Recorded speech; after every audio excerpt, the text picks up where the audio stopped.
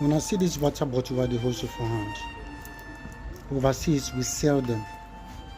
So after drinking and the bottle is empty, people keep them, in their storage or whatever, and then later bring them out when they are much, take them to the shop. As you're going out to the shopping mall to buy food stuff, you can sell it. You just put them in there. There's a kind of machine where you just drop those things in there and it will be recording, and all those bottles have like amounts like 4 cents.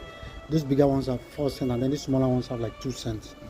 So when you push those things there, it will record how much bottles you put there to give you the total sum, which you will take to the shop there and buy something with it. That is how advanced countries recycle these bottles. But when I came to Nigeria, I was shocked to see that all our drainage systems, streets, and every corner is being, suffocated by these plastics. There's just no space.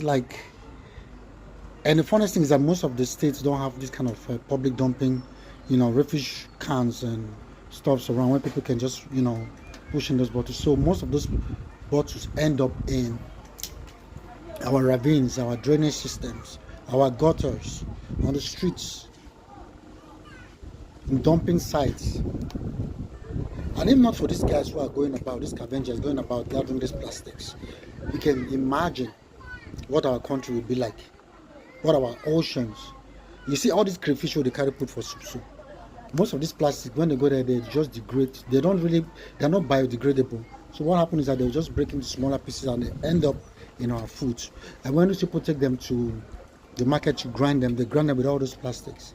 So as we're eating those crayfish, what is happening? We're indirectly, eating those plastics, microplastics, that's how they call them.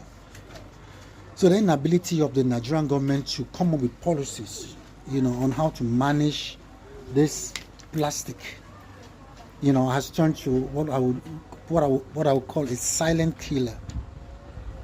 So the earlier the different states come up with policy, particularly all these companies that are producing this water, Coca-Cola, Fanta, all those bottling companies, charge them, collect huge tax from them, and then use this tax now to employ youths, put youths all around to gather all those bottles.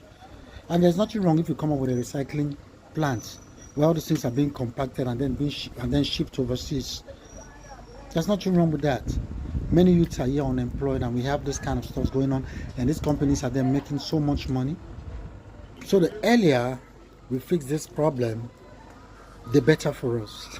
I remain your brother, the Prince Bakassi.